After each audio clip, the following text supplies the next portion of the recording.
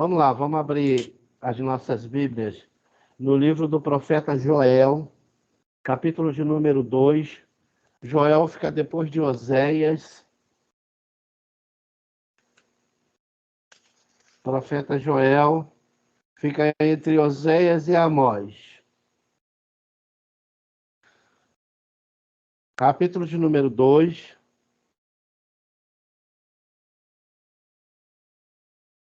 Versículo de número 23 até o versículo de número 29. Diz assim a palavra do Senhor. E vós, filhos de Sião, regozijai-vos e alegrai-vos no vosso Deus, porque ele vos dará em justa medida a chuva temporã. Fará descer a chuva no primeiro mês, a temporã e a serôdia. E as eiras se encherão de trigos, e os lagares transbordarão de vinho e de azeite. E restituir-vos-ei os anos que comeu o gafanhoto, a locusta, o pulgão e a lagarta. O meu grande exército que enviei contra vós. E comereis abundantemente, vos fartareis. Louvareis o nome do Senhor vosso Deus, que procedeu para convosco maravilhosamente, e o meu povo nunca mais será envergonhado. Glória a Deus. Vós sabereis que eu estou no meio de Israel, e que eu sou o Senhor vosso Deus, e que não há outro. O meu povo nunca mais será envergonhado. E há de ser que depois derramarei o meu espírito sobre toda a carne, e os vossos filhos e as vossas filhas profetizarão, e os vossos velhos terão sonhos, e os vossos jovens terão visões. E também sobre os servos e sobre as servas, naqueles dias, derramarei do meu espírito. Oh, glória! Louvado seja o nome do Senhor. Que promessa fiel e poderosa, promessa que alegra os nossos corações. Irmãos, é interessante nós observarmos que Israel estava passando por um período de privações de alimentos, privações, perseguições, e o profeta Joel estava falando sobre Deus julgando o seu povo, punindo o seu povo por causa dos seus erros, mas em meio a toda essa punição, Deus libera uma palavra para os últimos dias sobre a nação de Israel e para o seu povo, porque aqui Deus faz um diferencial, nação de Israel e seu povo que é constituído de judeus e gentios, que é o que forma a igreja. E aí a gente percebe Deus liberar uma palavra poderosa de provisão em todas as áreas. E é interessante, irmãos, nós observarmos que quando o profeta cheio do Espírito Santo falando à nação de Israel ali, poderosamente, eloquentemente, derrama todo aquele conteúdo profético sobre a nação. Ele me chama a atenção dizendo assim, que Deus ele vai mandar a chuva temporã e a chuva seródia, aquela chuva forte, aquela chuva que cai como sereno, mas não vai faltar chuva sobre a produção do povo de Deus, sabe por quê? Porque o próprio Deus vai regular isso. E aí, trazendo isso para as nossas vidas espirituais, o que é que eu percebo? Amados irmãos, estamos vivendo tempos de sequidão espiritual em todo o planeta Terra, mas sobre a igreja do Senhor não falta a provisão da chuva espiritual.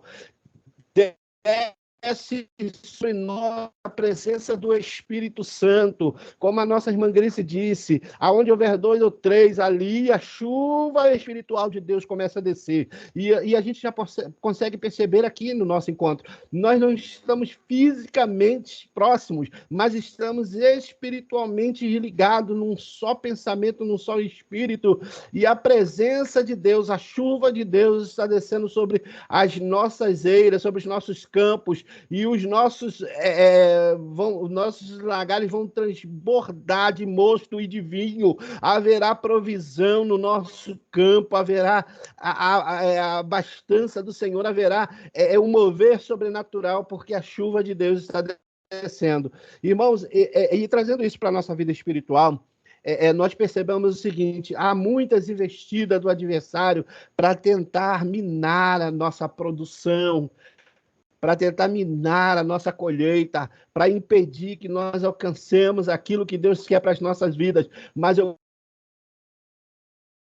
porque Deus tem uma promessa fiel e verdadeira sobre a sua igreja. Haverá provisão de Deus em todas as áreas da sua vida. Não digo isso como uma teologia mesquinha, pequena, conhecida como teologia da prosperidade, não. Eu digo isso com todo o meu coração, com todo o entusiasmo da minha alma, porque é uma promessa fiel e verdadeira.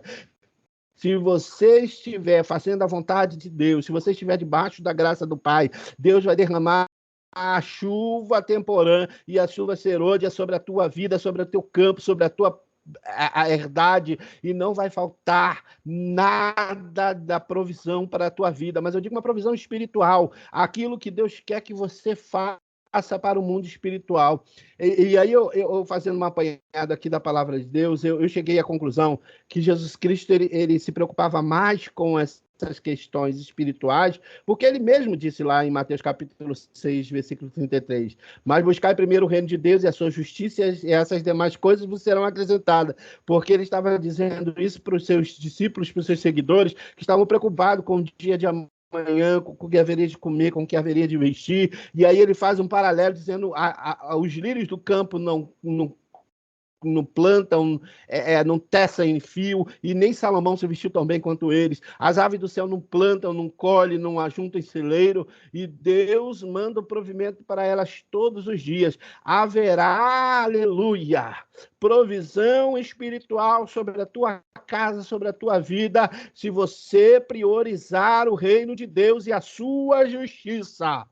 Labando biaxergia, xalabanda séria, balabando biaio. E nessa noite Deus está mandando um renovo espiritual sobre a sua igreja reunida nesse lugar, e sobre todos aqueles que ainda vão assistir, ouvir ao longo da semana, ao longo dos tempos, essa pregação. Deus vai tocar em você, e haverá provisão espiritual sobre a tua eira, sobre a tua colheita, não faltará a chuva de Deus sobre a sua vida.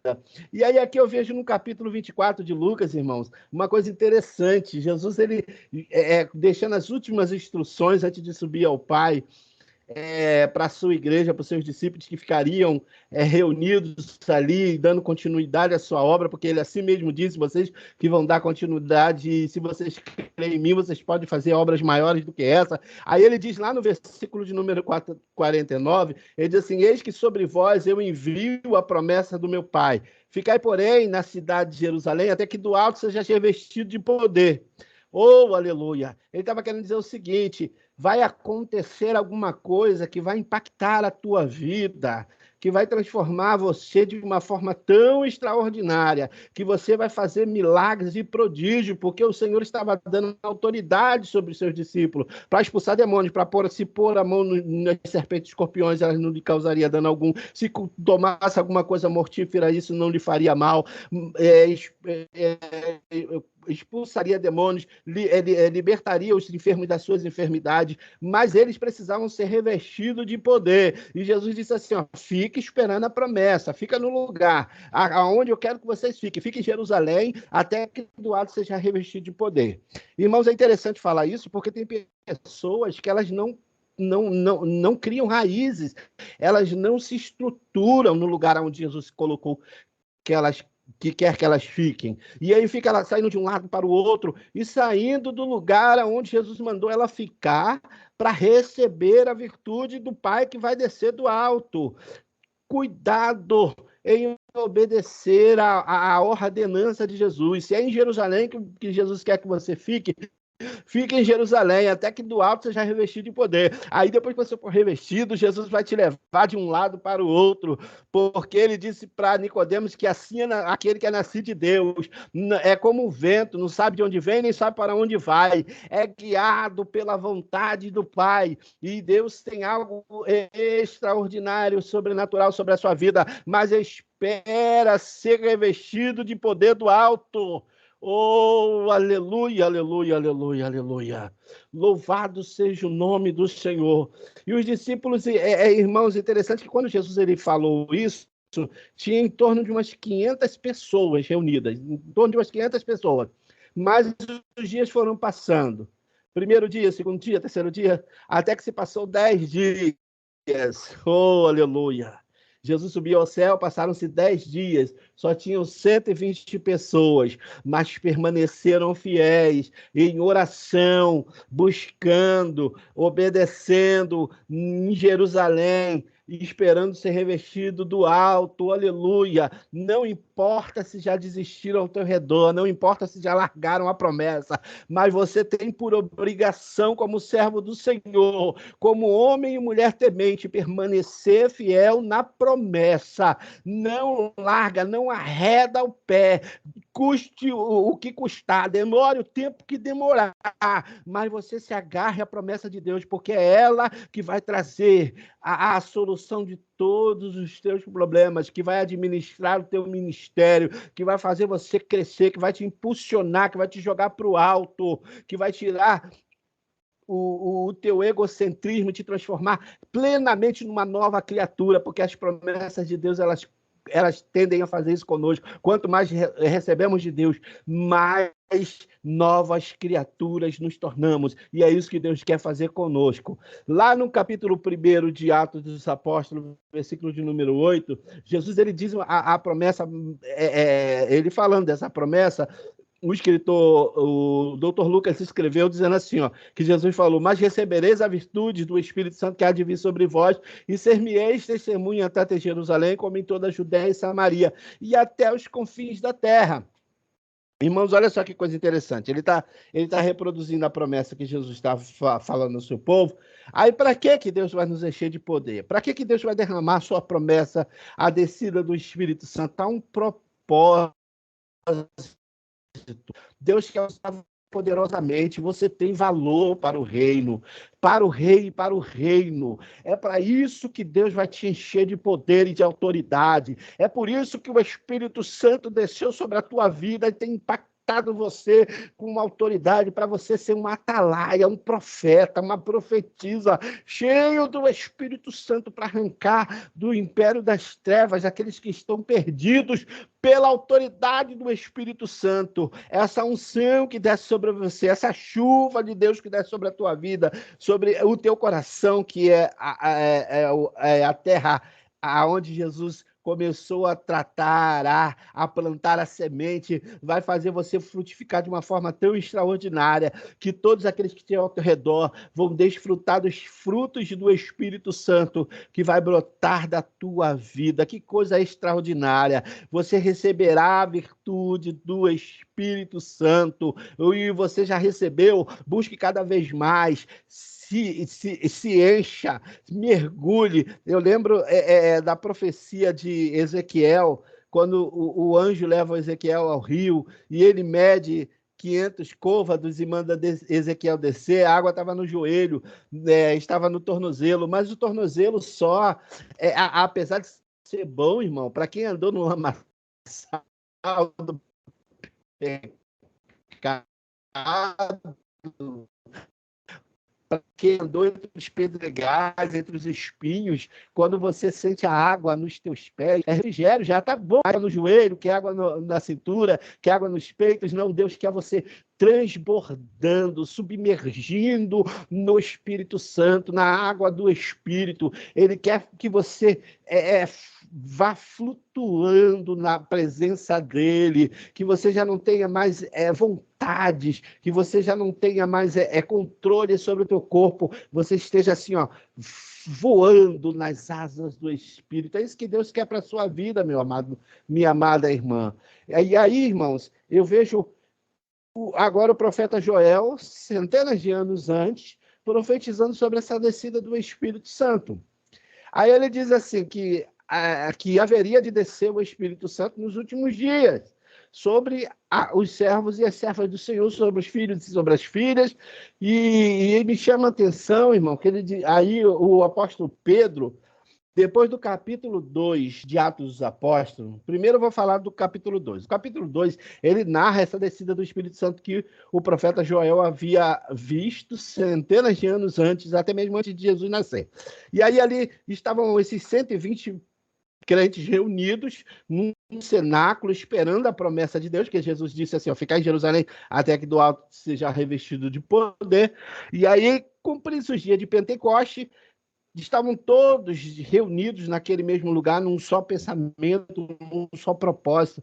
A coisa mais interessante é quando a igreja está num só propósito. Irmãos, eu não consigo, eu já perdi as contas de quantos milagres a vigília de oração já vivenciou, já foi contada. Sabe por quê? Os nossos corações são uníssonos no Senhor, nossos propósitos são um só, ninguém está aqui para brilhar, ninguém está aqui para aparecer, ninguém está aqui para ser aplaudido, mas para glorificar a Deus, buscar a Deus, pedir revestimento do céu. E quando os nossos corações estão dessa forma, Deus concorda no céu, porque como o pregador disse que foi segunda-feira, né? Foi segunda que o evangelista disse que tudo que ligado na terra será ligado no céu. Se você ligou, irmão, ligou, aleluia!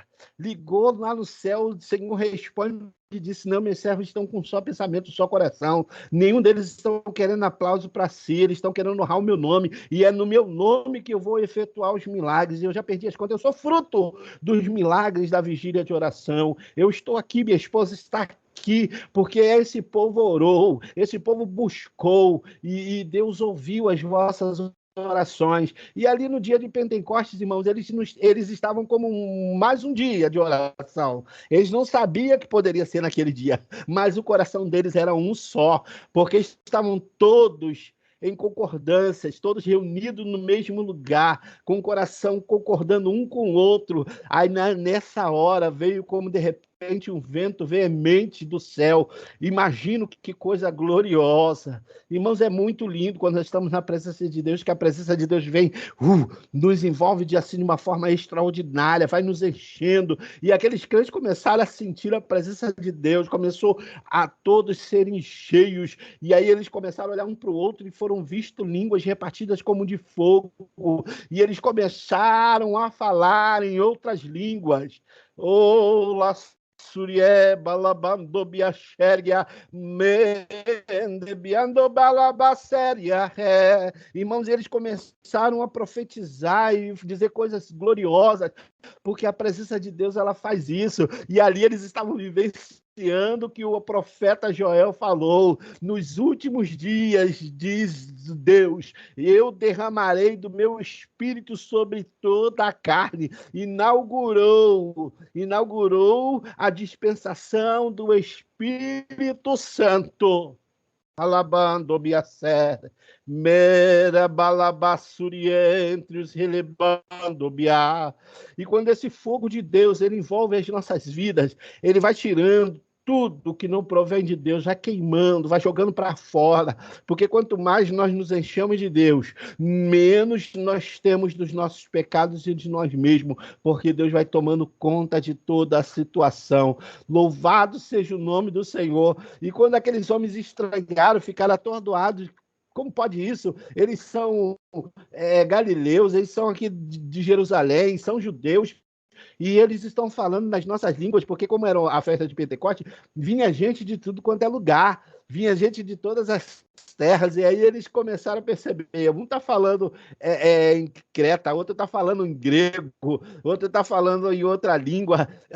Isso é poder de Deus, irmão, é assim que Deus age, e o mover do Espírito Santo começou a acontecer, e o Pedro foi cheio do Espírito Santo e disse assim: varões galileus, homens e mulheres, vocês estão ouvindo esses homens, eles foram cheios do Espírito Santo. Aconteceu o que o profeta Joel falou que aconteceria, que Deus derramaria sobre toda a carne o seu espírito. Outrora o homem não tinha esse privilégio, mas nós, da dispensação do Espírito Santo, temos o privilégio de sermos o tabernáculo de Deus na terra. O Espírito Santo de Deus habita em nós. Que coisa gloriosa! Deus, ele habita em você. Deus tem adornado você de dons e talentos e feito de você um atalaia nessa terra. Lá em 1 Coríntios, o apóstolo Paulo falando